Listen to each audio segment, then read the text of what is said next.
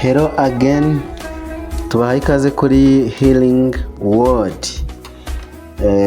Nge nitwa Wawe Valence, tugiye kugana ijambo ry'Imana cyangwa se impuguro cyangwa se iby'Imana ashyize ku mutima wanjye. Nahaye titre ivuga kuryamana n'umukunzi wawe mbere y'ubukwe. Ese biremewe? Ese Ibivugaho iki? That's what you are going to talking about. Mbere ko tugiye kuganira kuri iyi topic, tugiye kwanda dusenge kugira ngo Imana ibane natwe muri uno mwanya, kuko ni mwiza kandi uri Bible based.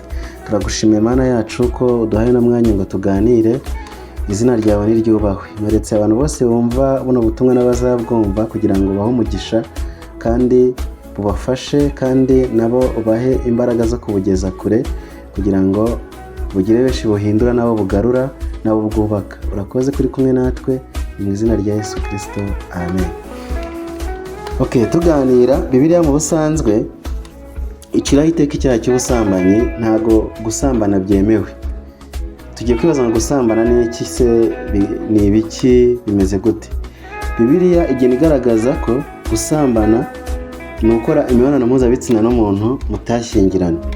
Gusa imibonano mpuzabitsina hagati y'umuhungu cyangwa se umukobwa bashyingiranywe badahuje isano cyangwa se batashyingiranywe n'abana babo iremewe, ntago ari icyaha imbere y'Imana. Reka kugira ngo tugire general understanding, reka dusome Hebrew cyangwa se Abaheburayo ibice 13:4 handitse ngo kurongorana kubahwe na bose, kandi kuryamana kw'abarongoranye kwe kugira ikikwanduza, kuko abahehesi n'abasambanyi Imana izabaciraho iteka. Iyo bavuze ngo abahehesi n'abasambanyi wibaza ngo ni iki? Yavuze ngo abasambanyi twabonye ko ari abantu baryamanye ariko cyangwa se bagize guhuza ibitsina ariko batagize gute, batarashyingiranywe. Dukurikije ijambo ry'Imana ze kurongorana bari kuvuga mu Baheburayo ntago ari bimwe twe tuzi, ahubwo ni marriage. Ni nko kuvuga ngo marriage, ahantu handitse kurongorana twagiye dusoma muhasimbuze ubukwe. Reka dusome verse twayisimbuje wumve. Ubukwe bwubahwe na bose, kandi kuryamana kw'abakoze ubukwe cyangwa kw'abashakanye kwe kugira ikikwanduza, kuko abahehesi n'abasambanyi Imana izabaciraho iteka. Abantu benshi bahita barangiza content bakavuga ngo ubwo yavuze ngo kurongorana ubwo nyine ni ibyo umuntu wese nta kibazo ngo byubahwe, ariko si ibyo. Ni nka kera uretse ubu ngubu wenda indimi zabaye nabi. Kera bavuga kurongorana abantu bakira ko bagiraga umuco, bumvaga ari ibintu biri promised, imiryango ibizi, civils, amategeko babyemera mu mategeko, and God n'Imana ibyemera. Even n'abasengaga kera Imana zitazwi ryangombe n'izindi mana bajyaga imbere y'ibigirwamana bakimurika imbere nako y'izindi mana bakimurika. Abo muri Egiputi abantu bagiraga ryangombe nabo baraginaga bakimurika kugira ngo bahabwe umugisha n'Imana yari yose bizereramo.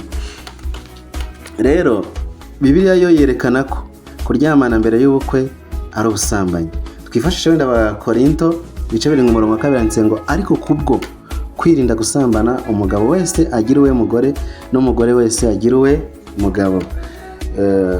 Abakorinto ba mbere 7:2 ngo ariko kubwo kwirinda gusambana umugore wese agira uwe umugabo wese agira uwe mugore n'umugore wese agira uwe mugabo.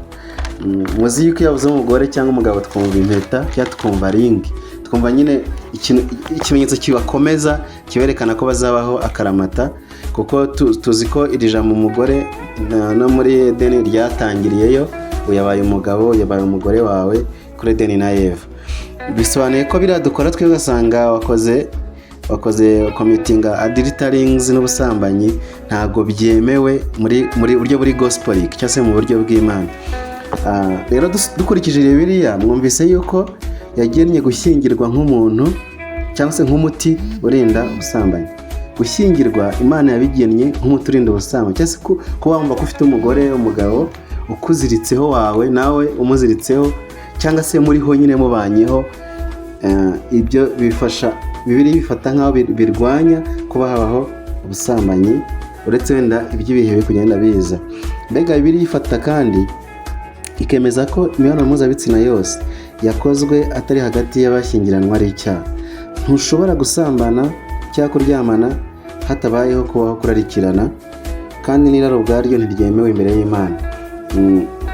Mbega no kuvuga ngo Imana irenze twe. Hari igihe tujya tunavuga ngo icyaha cy'ubusambanyi, ngo irari, ntitubyumve. Imana irenze twe kuko wowe wumva gusambana, ariko noneho ibaze ko no gutekereza gusambana n'undi muntu biri mu bitekerezo utarabikora, Imana ibibona nk'icyaha. Bisobanuye ko biri beyond of that we think. Mu Befeso 6 haravuga ngo ariko gusambana n'ibyonona byose no kurarikira ntibikavugwe rwose muri mwe nk'uko bikwiriye abera. Mu Befeso 5:3 ariko gusambana n'ibyonona byose no kurarikira ntibikavugwe rwose muri mwe nk'uko bikwiriye abera. Urumva ko uretse no gusambana ahubwo n'ibyonona ibitekerezo, n'ibyonona umubiri, n'ibyonona ubuzima bwacu. Muribuka mu gihe cy'Abisirayeli bari kuva muri Egiputa baza mu gihugu cy'isezerano, bageze ahantu Baraki, niba ntabyitiranya Baraki na Baramu, ariko Baraki asaba Baramu kamuvumira Abisirayeli ngo agiye kubavuma, gabana muri bo hagati habunzemo intare. Bamwe babyitiranya na Yesu, ariko ni igitinyiro Imana yarashyize hagati muri bo, nko kubabwira ngo hari mu Imana ibarwanirira. Yajya kuvuma Imana ikavumura. Nyine aravuga ati nta wavuma bari abantu. Ibyo bavumaga byose yabonaga bitabafatana n'ikizababaho, kubera ko bari abantu b'Imana. Ariko ikintu cyatumye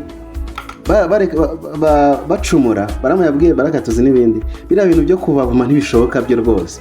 Ahubwo hari ikintu kimwe nzi cyatuma Imana ihita ibatera umugongo, noneho ibi bibi bikabaza, atari ngombwa ko tubavumye ngo tubavugeho ibintu bibi, tubatureho ibyago.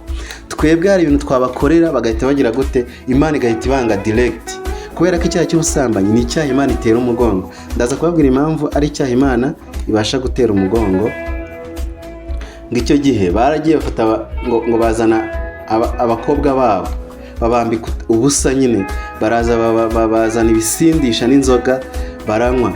Bisanga mu byahishuye ndumva muri ya matorero marayika yandikiye, hari niba ari itorero ry'Iperugamo, sinibuka neza, ariko ni Musasi niba atari Somoroni. Ngo barangije ko barasinda, abandi barasambana, Abisirayeli nabo bajyamo barasambana, barayoboka bwa businzi n'ibindi. Imana ihita ibatera umugongo, iranabahana icyo gihe. Bisobanuye ngo ubusambanyi n'icyaha Imana yanga ku rwego iyo ugikoze uba ukuruye ibibazo byinshi mu buzima bwawe. Ariko uretse no kuvuga ngo ukura ibibazo byinshi, Bibiliya igaragaza ko mu Bakorinti igaragaza ko iyo uryamanye n'umuntu wamumaze kuba umwuka umwe n'umubiri umwe. Iyo wamwara umubiri umwe nta kibazo, kuko urumva muri umubiri umwe gusa hazamo ibirwara n'ibindi, harimo indwara, ko nta ndwara nta kibazo. Ariko none iyo muryamanye haba hajemo umubiri umwe n'umwuka umwe. Bisobanuye ngo ntabwo bikiri guhuza imibiri gusa, mwahuje n'umwuka. Yavuze umwuka ni njyewe Valence utagaragara, nawe utagaragara.